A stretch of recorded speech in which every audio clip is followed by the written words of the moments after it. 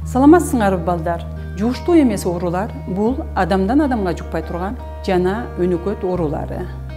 Жугуштуу эмес ооруларда жүрөк кан тамыр, дем алуу системалары жабыркайт. Аларга инфаркт, инсульт, кант диабети, рак оорулары жана дем алуу органдарынын өнөкөт оорулары кирет. Адамга терс таасирин тийгизген жугуштуу эмес оорулардын негизги 4 коркунуч фактору бар. Туура эмес тамактануу, физикалык активдүүлүктүн төмөндүгү, алкоголь ичимдиктерин ичүү жана тамеки тартуу.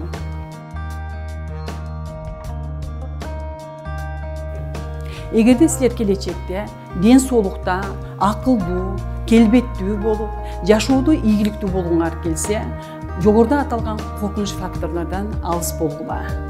Азыр силер менен физикалык активдүүлүк боюнча талкуу жүргүзөбүз. Физикалык активдүүлүк бул энергияны чыгымдоону талап кылган скелет булчундары тарабынан аткарылуучу дененин кайсы бир кыймылы. Эми физикалык активдүүлүк ден соолукка кандайча оң таасирин тийгизет деген суроого токтололу. Келбет келишимдүү болот, сколиоз болбойт. Дененин салмагынын талаптагыдай болушуна түрткү берет. Дем алууну жана жүрөк кан тамыр системасынын ишин жакшыртат. Психикалык саламаттыктын жакшырышына көмөк кылат. Физикалык активдүүлүктүн жетишсиз болушу кандай көйгөйлөргө дуушар кылат? Жүрөк кан тамыр жана дем алуу системаларынын иши начарлайт, организмдеги зат алмашуу бузулат, иммунитет төмөндөйт. Натыйжада суук тийип сезгенге жана инфекциялык оорулар менен ооруп калуу коркунучу жогорулайт. Физикалык активдүүлүк орточо жана интенсивдүү болуп бөлүнөт. Орточо физикалык активдүүлүк бул орточо күчтү талап кылган жана жүрөктүн кагышын байкалаарлык жогорулаткан кыймыл. Анын түрлөрүнө токтололу. Тез басуу, бийлөө, бакчада бак ичинде иштөө, үй жана үй чарбасындагы иштер, үй жаныбарлары менен эс алуулар, негизги курулуштары, мисалы сырдоо, актоо, ат минүү.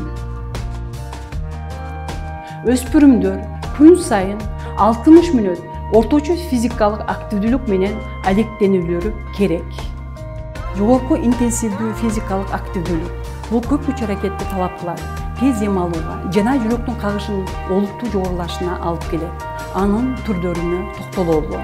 Чуркоо, тоого тез чыгуу, чокуларга чыгуу, велосипед менен тез жүрүү, сууда сүзүү, аэробика менен машыгуу, спорттук мелештер жана оюндар, бул салттуу оюндар, футбол, волейбол, баскетбол жана башка ушул сыяктуу оюндар менен ойноо, күрөк менен иштөө же арык казуу. Жогорку интенсивдүү физикалык активдүүлүк менен алектенүүлөр жумасына 3 жолудан кем эмес болушу зарыл. Ден соолукта болуп, ооруларды алдын алуу үчүн күнүмдүк жашоодо орточо физикалык активдүүлүк менен гана алектенбестен, жогорку интенсивдүүлүктөгү активдүүлүктү кошуу абдан натыйжалуу болот.